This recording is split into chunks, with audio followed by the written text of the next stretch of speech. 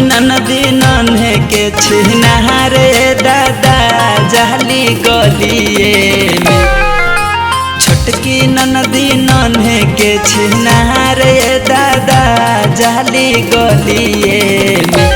तभी जयबा छौरा रंग वाला गईल सरे धके गलिए में। तमु केसवा छौला रंग वाला गईल सरे धके गलिए में। मंझली ननदी नन्हे के छिनारे दादा जाली गलिए में। तो गौतमा छौरा रंग वाला गईल सरे धके चोलिए में। तारा हुलवा छौला रंग वाला गईल सरे धके चोलिए में। फागुन चढ़ल बा जब से बौराइल बिया रे ननदी। फागुन चढ़ल बा जब से बौराइल बिया रे ननदी।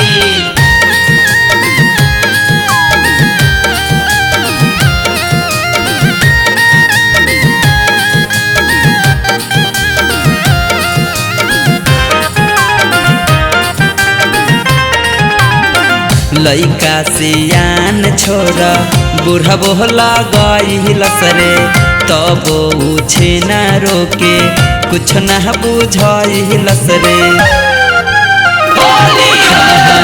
लइका सियान छोरा बूढ़ा बोहला गईल सरे तब उछे न रोके कुछ न बुझाइल सरे।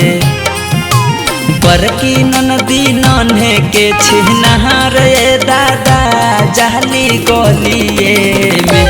तो रंजितवा छौरा रंग वाला गईल सरे धके चोलिए में। तो संतोषवा छौला रंग वाला गईल सरे धके होलिए में।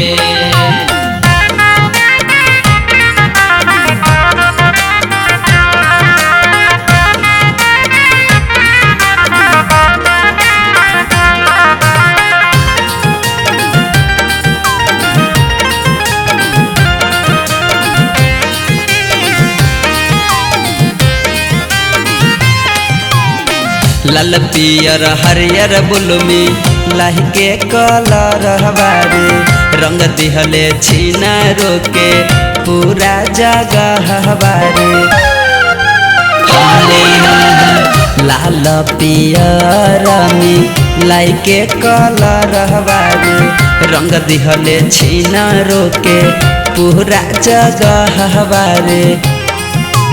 गजली ननदी नन्हे के छिनार रे दादा जाली गलिए में।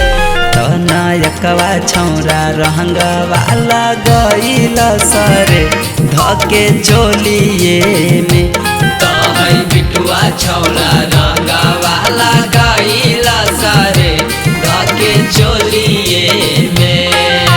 फागुन चढ़ल बा जब से बौराइल बिया रे ननदी।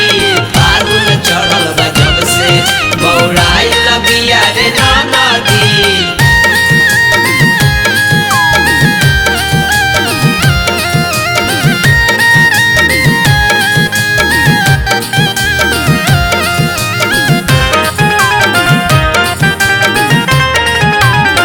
केतनो मनैनी हम मनले न बतिया रे गौआ के छौरन सब कहिलहि दुर्गतिया रे।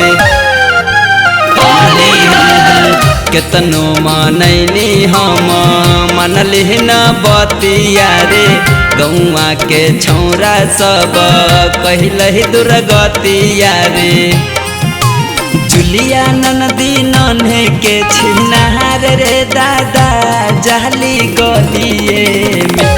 तो जितेंद्रा छौरा रंग वाला गईल सरे धके गलिए में। तो है गोलुआ छौला रंग वाला गईल सरे धके गलिए में। मंझली ननदी नन्हे के छिनारे दादा जाली गलिए में। तो गौतममा छौरा रहंगवाला गइल सरे धके चोलिए में तारा हुलवा छौला रंगवाला गइल सरे धके चोलिए में नायकवा छौरा रहंगवाला गइल सरे धके चोलिए में तो है बिटुआ छौला रंगवाला